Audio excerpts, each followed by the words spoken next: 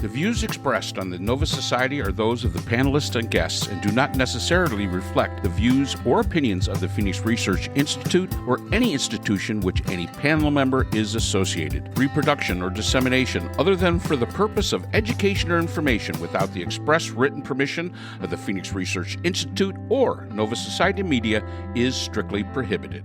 So welcome everyone to the Nova Society. I'm your host, Dr. Brooklyn Ann Weldon, and I'm here with the panel, Dr. Mark Bound and Dr. Scott Gershwer, your favorites.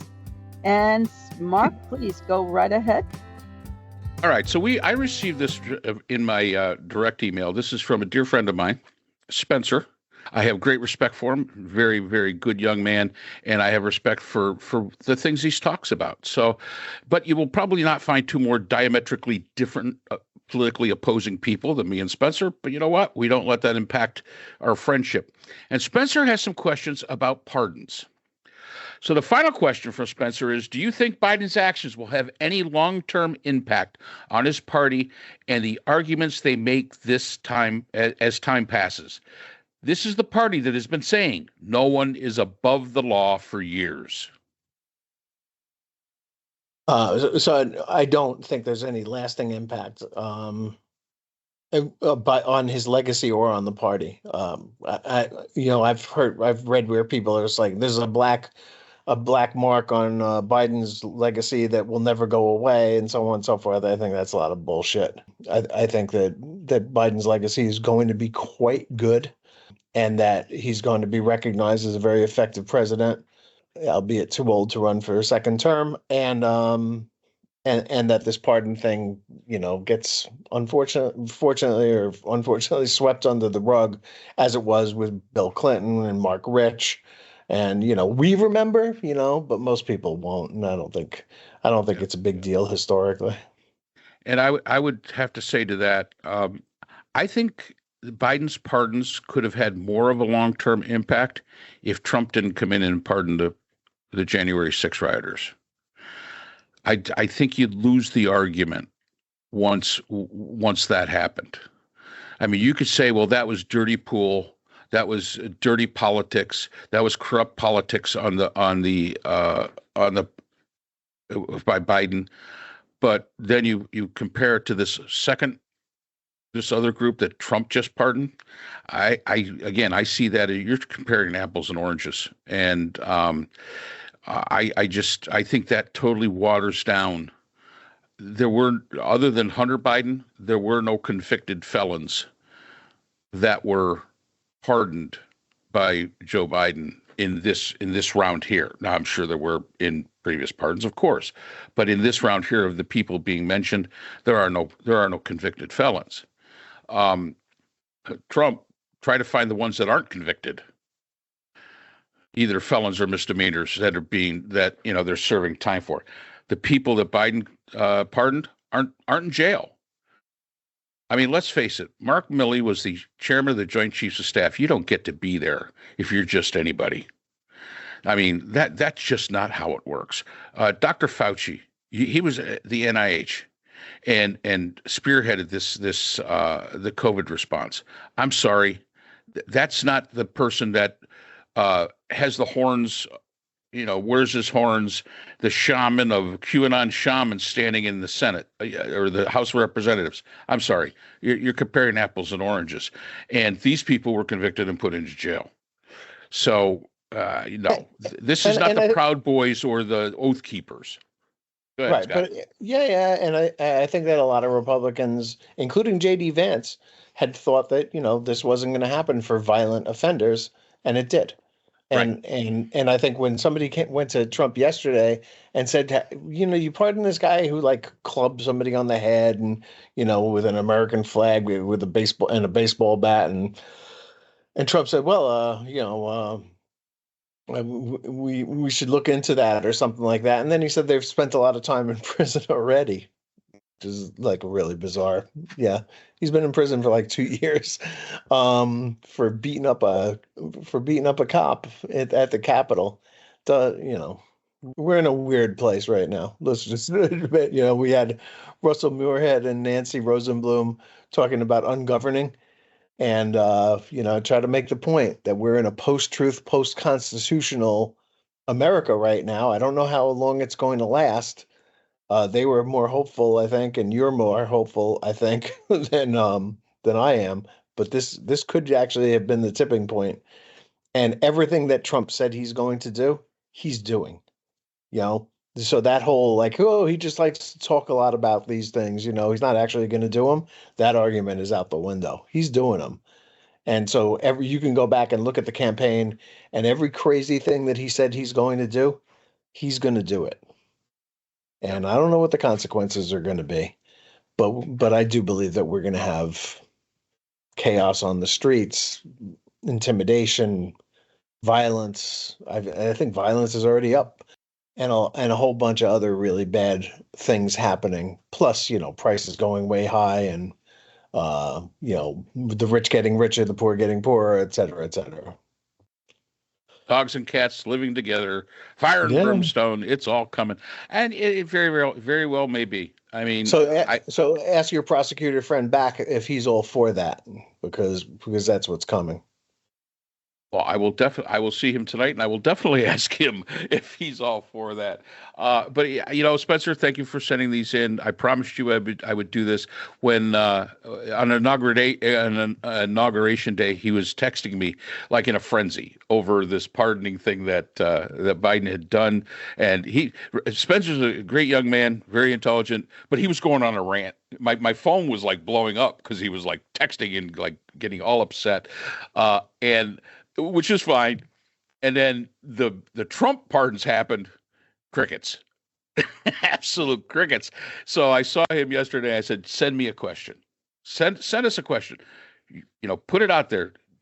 Articulate what you want to ask. You're a prosecutor. Articulate it out. And these were the 3 questions. And I have to say, they're good questions. So we have to ask ourselves. And I think it is time that we re-examine the pardon powers of the president. I think it's a terrible idea, or at least curtail them in some way. There has to be. Well, I mean, there are supposed to be guidelines for this. Well, sure. And I think those guidelines are not being followed. But again, in a post-truth, post-constitutional America, you can do that. Well, normally, if I understand this correctly, and again, I may be a little off on this, pardons that come to the desk of the president are usually vetted by a group at the Justice Department. It comes, the president doesn't arbitrarily say, okay, I'm going to pardon you. Okay, I'm going to pardon you. Okay, I'm going to pardon you. Again, very surprising. Rudy Giuliani isn't on that list. That's a kind of a surprise, that pardon list. So there are some people that are conspicuous in their absence of these pardons. But Rudy Giuliani's not being accused of any crimes. He was accused of libel, which is a civil matter, and found guilty several times over. And I guess you can pardon him for his contempt of court violations, but that's really about it. And he's not being dragged into a criminal court over the things that he said, as bad as they were. He was just slandering people. Yeah. Yep. All right. I guess just slandering people. Just slandering people. That's all he was doing. That's right. Trump is not a convicted rapist. He's only a convicted sexual assaulter. Assaulter, yes. Right. Yeah. Under New York law. Yes. Yep. And if anybody's out there is wondering, Trump cannot pardon himself from that. That is state court. He does not have that power. But he could always call the governor of New York and ask her to do it, and I bet you she'll be all for it. I don't think so. Yeah, I don't think so. Yeah, well, it depends on how much he pays. Even though the sitting president is not supposed to be able to do anything to countermand the previous president's pardons, I'm wondering if Trump can simply ignore Biden's pardons. I don't think he can. But he's not supposed to. But he's not supposed to do a lot of things that he says he's going to do. It's like you play that game with the baseball bat where you throw it up and you catch it, and then you put your hands on top of each other, until you get to the very top, and then somebody takes another baseball bat and bashes your hand with it. No.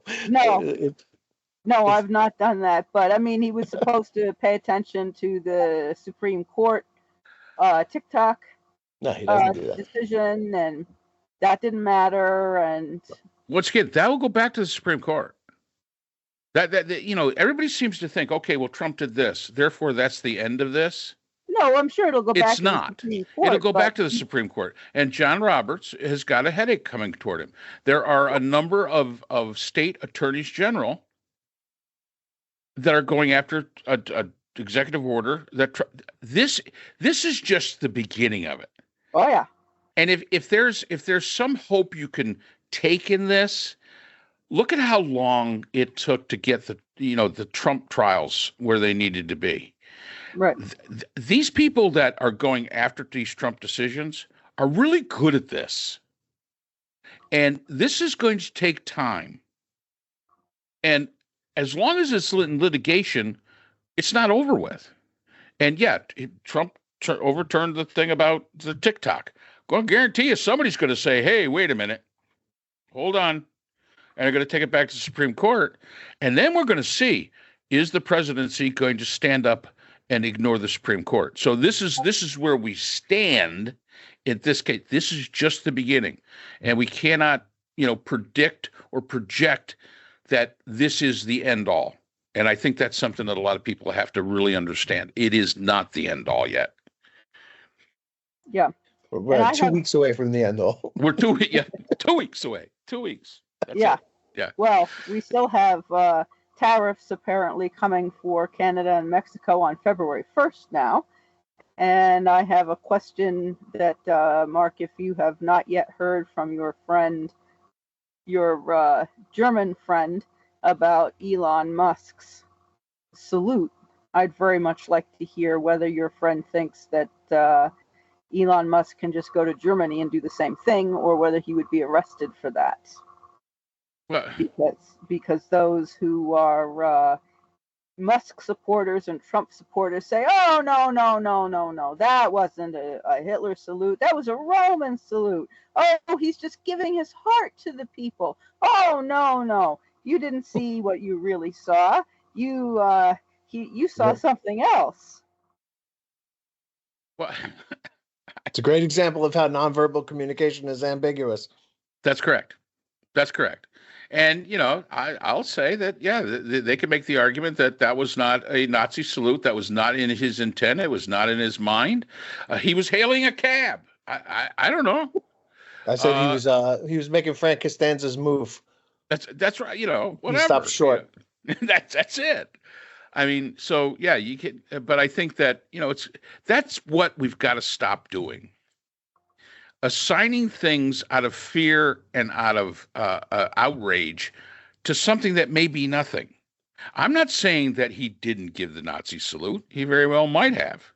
That may have been his intent, but I did not get a degree in mind reading. I did not get. Did you see that? Okay. So once again, I did not get a degree in mind reading times 2. I can't say that's what he was doing. Well, as I say, maybe he was. You wave like that. I mean, again, maybe he was doing that. Maybe he was doing what you're saying he was doing, but you can't prove that, and to say that that's what it is. So without proof, it certainly looks like it to me. Here's where I think the tiebreakers has to come in, because as I said, nonverbal communication is ambiguous, and especially when it's intercultural, it is very ambiguous. But what he said while he was doing that, or just before he did that hand move, was, "It is thanks to you that the future of civilization is assured." That's some Nazi shit right there. And I have to say that I think that, yes, that was a swastika.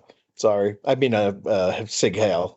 That was a Sig Heil. Well, and again, I did not listen to him. It is thanks to you that the future of civilization is assured. The future of civilization.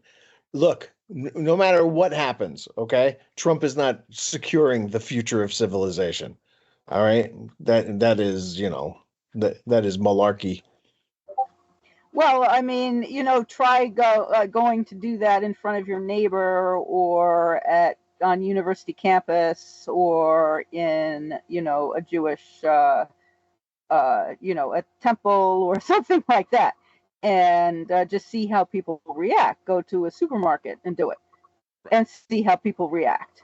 Well, and speaking of my neighbor next door, who is from Germany, he always flies the American flag and the German flag very proudly, and his German flag got damaged, and he had, because of the wind and the sun down here, and a friend of him has sent him a new flag. When he put it up, it was up for like a week until he realized it was the German battle flag.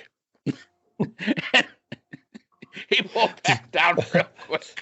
Does he wear one of those German helmets with the little point on top? I said, I remember going over saying, wow, that looks a little different. Well, it had the Iron Cross on it. And I said, that looks a little different. And he was looking up at it. We were sitting in the German outpost, which is out by his pool, having a beer together. And he's looking up at it, and he goes, oh, shit. And I was like, what? Because I didn't. So he pulls it down, and he says, that's the German battle flag. I said, oh, well, okay, whatever. But most of the people in our neighborhood in South Carolina wouldn't know that, so who cares?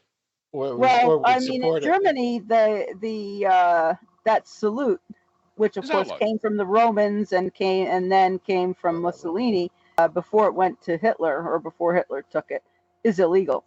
So I would be curious to know what Dieter thinks of it. I'll ask him. Next we're building his pavilion out back next to the cathedral of his beer, and I'll ask him. So, okay, guys, I guess that's it.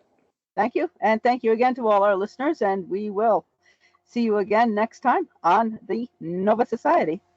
The Nova Society is a production of Nova Society Media, a division of the Phoenix Research Institute. We'd like to thank our production partners, Buzzsprout, who hosts the Nova Society, Audacity, our editing partners, Apple iTunes, the largest source of podcasts and music on the internet, Spotify, the most popular platform for the Nova Society, and iHeartRadio, your source for all things music and podcasting. The Nova Society is available on all of these and other quality platforms listed in our description. We'd also like to thank all of our listeners. Without your support, the Nova Society would not be possible.